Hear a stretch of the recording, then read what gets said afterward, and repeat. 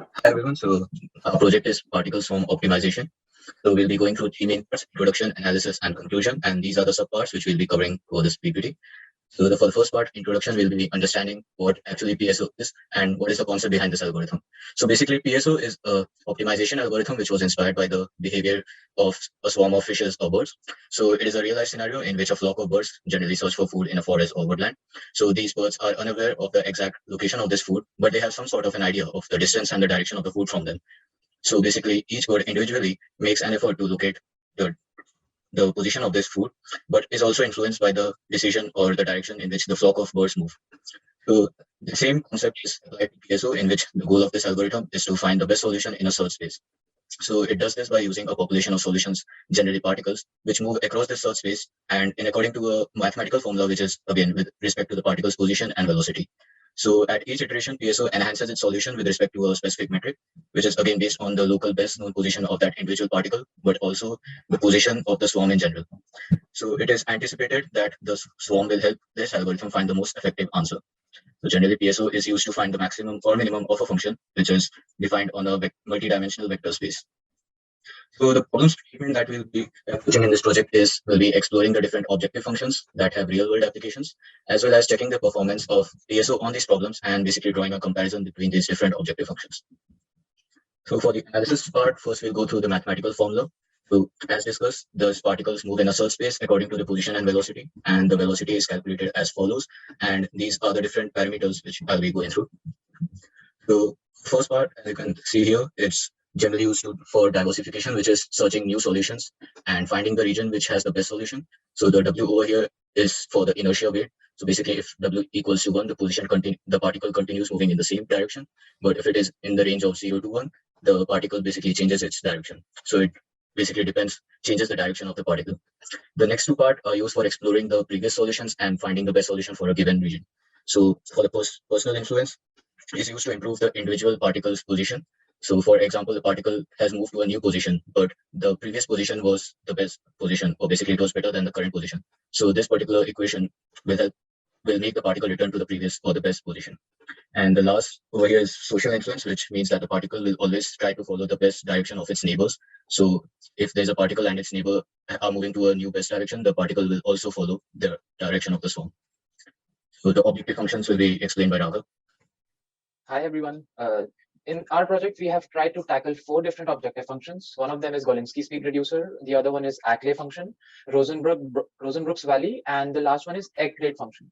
If I go through Golinsky speed reducer, this problem represents the design of a simple gearbox, such as might be used in a light airplane between the engine and a propeller, which allows to rotate at its most efficient speed.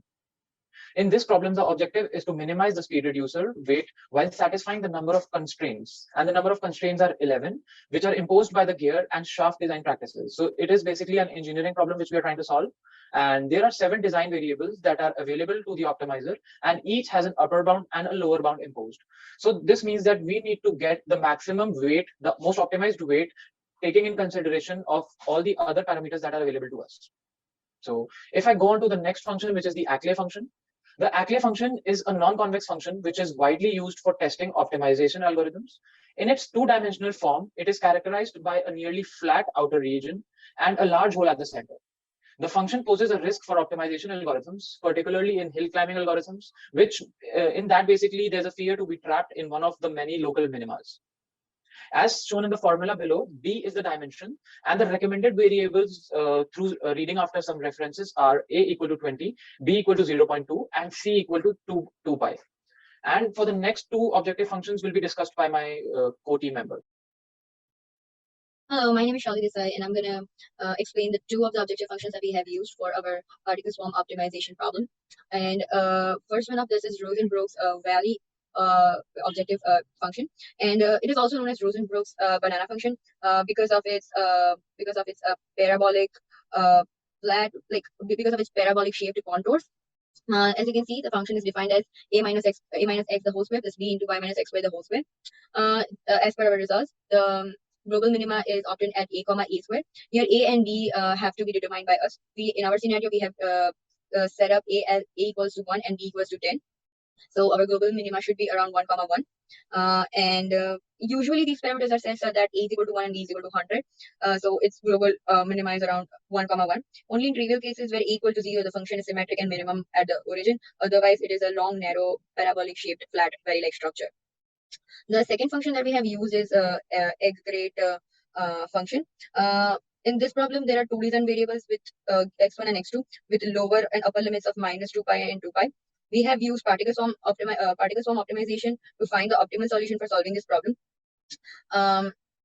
As per the results shown, that xgrade function has a known global minima at 0, 0 with the optimal functional value of 0. And hence, given coordinates x1 and x2, here xi is like x1 is equal to minus 5 and x2 is equal to 5 for the parameters or the variables x1 and x2. Yeah. So hello everyone, I'm Samit. So now that we know the basics of particle swarm optimization, and now that we know that we know the problems that we are tackling through this optimization technique, so it's time to look at the algorithm itself, so how it is done. So first we start with initializing the swarm. So how is the swarm created? So for the swarm we need particles, and for the particles we define the particle class, and for each of the particle we have various other features. So like each particle has its cognition. Cognition is nothing but the its own intelligence, like how much it is affected by its own knowledge and facts. And then it has the social. Social is nothing but its dependency on the knowledge of the swarm, and it also has its own inertia. So inertia is self-explanatory. So it's like tendency to move in a particular direction. And each particle also has a bound, so it can't go beyond those bounds, and it has its own constraints which it has to satisfy. So initially we initialize the position and velocities randomly depending upon the bounds, and then we initialize the swarm with number of particles, say 30 or 60. Then for each particle in the swarm, we compute its fitness values. So how is the fitness value computed? So for each of the particles, we calculate its value for the cost function, for the function that we are trying to optimize. And then we see if the error is lesser than the its best error. If it's lesser than the best error, then we assign the new error as the best error. Next slide. Now, after calculating the cost for each of the particles, we now find the particle with the best position. That is the particle which is closest to the global optimum. So after doing that, for each particle, we update their velocity. So how is the velocity updated? So like Karthik discussed earlier, so we use the formula for updating the velocity, where the formula consists of an inertia part, the cognition part, and the social influence part. And where C1 is the cognition, C2 is the social influence, and R1, R2 are the random numbers. Yeah, next slide. So after updating the velocity, we also update the position of the particle. So once after calculating the velocity, we update its position, and after updating position, we also check if the constraints are satisfied by the particle. So if the constraints are not satisfied, then we don't move the particle, and we also check if it's going out of bound or not. If it's going out of bound, then we flip it according to the given bounds. And yeah, we do this for each of the particles in the swarm. So after doing all these steps, we check if the stopping criteria is met or not. In our case, we have used the maximum iteration as the stopping criteria. So once the number of iteration has reached the maximum iteration, then we return the best position and the corresponding error. So and now it's time to look at the runtime analysis of the algorithm. So for creation of the swarm with n number of particles having d dimensions, it takes O of n d time. And for fitness evaluation, which is done for each particle in the swarm, and for each particle and for the swarm, we also find the best particle. So this can be done in O of n time, as we are iterating over each of the particle in the swarm. And after that, we update the position of the particles in this swarm and their velocities as well. So calculating the position and velocity across all the dimensions of the particle needs O of nd plus nd time, which is nothing but O of nd. And since here we can see the step 2 and 3 are repeated quite a few times until we reach the convergence or the stopping criteria is met. So in our case, our stopping criteria is the maximum number of iterations. So the runtime becomes O of in plus O of ind. And the total runtime is nothing but the addition of all this, where the first term is nothing but the time required to create this swarm, and then the other two terms are nothing but updation of the velocity positions and searching for the best particle. So the total runtime becomes O of nd plus in plus ind. And now the result will be discussed by Raghav. Yes, so we did run our objective functions for 30 iterations each, and as we can see for Golinsky function, as we can see, we are talking about Ackley function, and the minimum of Ackley function is attained at 0. And after 30 iterations, we can see that the best result that we are getting is like really close to 0. So these are some of the good results that we obtained after running Ackley function objective. And if we talk about Golinsky function, we did run it for 30 iterations, and the best solution that we got for the weight of the gear was around 2934. So after reading some books and references, it was mentioned that the optimal weight for a gear should be around 2985, and we thought that we could achieve a close result to the optimal solution. So we did pretty good on that. Here is the result for the Rosenbrook Valley. The best position that we have obtained is 3.18 and 10, and the best solution that we have obtained, the functional value is minus 8.9. Now, as we discussed earlier, the global minima should have been at 1, 1, since the value of A and B is 1, 10. Since it's 3, 10, there is more scope of improvement in our algorithm.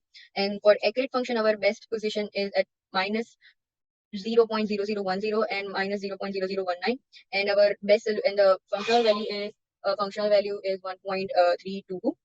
So I guess this is still closer to the global minima, because as you can see, the global minima is obtained at 0, it's almost like 0, and the best solution is 1.3, which is not that far from 0.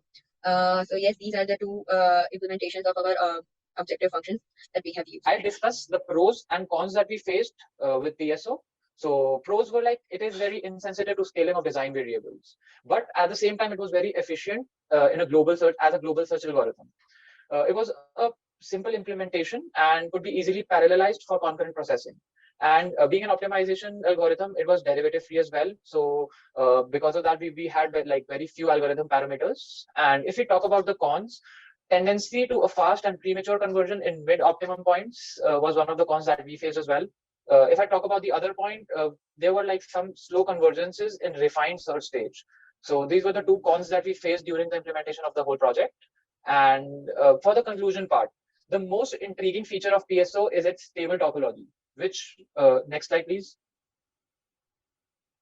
Yes. So if I talk about the conclusion, the most intriguing feature of PSO is its stable topology, which basically allows the particle to communicate with one another and then speed up learning to reach the global optimal. So as talked about in pros, this tells us that it was a simple algorithm to implement, and yet it is very effective.